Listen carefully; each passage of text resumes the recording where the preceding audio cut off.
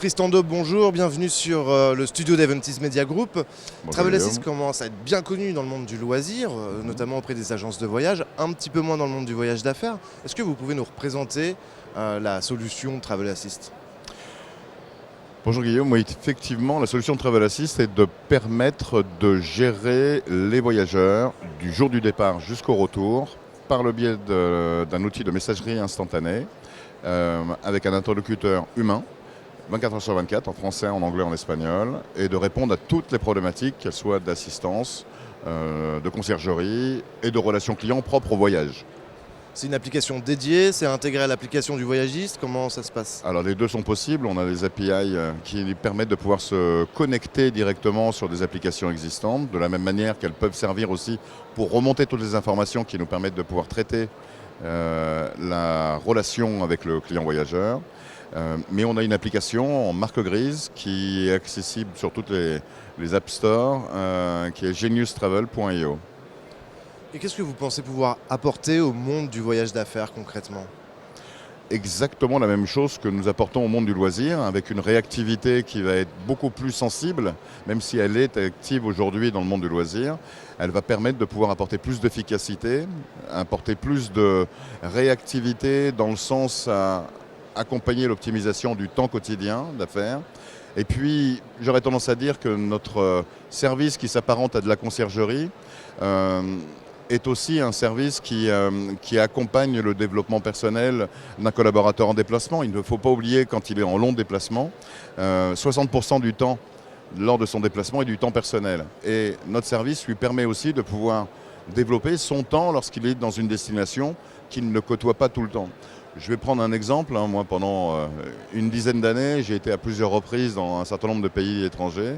Et en fin de compte, je les découvre aujourd'hui, maintenant que je suis dans l'environnement du travel de manière beaucoup plus évidente, alors que souvent on reste enfermé dans l'hôtel où on va à nos business et en fin de compte on ne découvre pas, ce qui est un peu dommage. Et donc on va permettre cela aussi. On a le sentiment que dans le travel, j'entends le loisir et le voyage d'affaires, que la relation client est vue comme un poste de coût, pas comme un investissement. Et peu d'entreprises en fait se démarquent ou souhaitent, on communique en tout cas sur la notion de service. C'est-à-dire qu'on vend, on fait de l'assistance, il y a des call centers pour du H24, etc.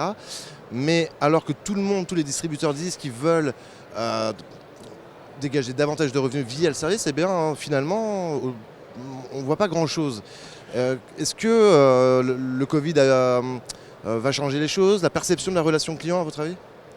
Oui, tout à fait. Déjà, d'une part, parce qu'on voit qu'on a été sensible à savoir où on met les pieds à chaque fois qu'on se déplace.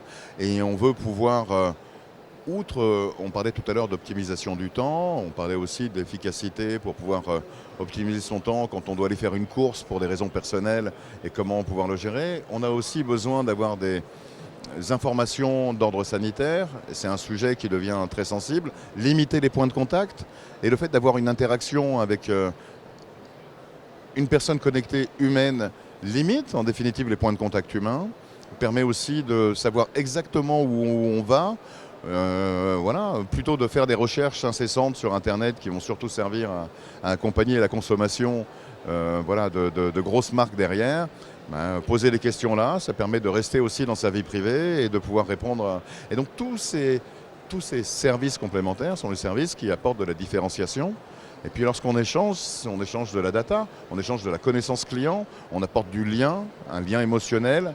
Et c'est ce lien-là qui fait toute la différence et qui va pouvoir démarquer aussi les différentes marques en apportant des services complémentaires. En une poignée de secondes, quel est le modèle économique ? Alors, on va essayer de faire très simple. J'aurais tendance à dire qu'il est à l'utilisation par tranche de 24 heures. Dans le monde du travel, c'est en gros 5 € hors taxe pour accompagner un voyageur par 24 heures. Voilà, en français, en anglais, en espagnol. Merci beaucoup. Merci Guillaume.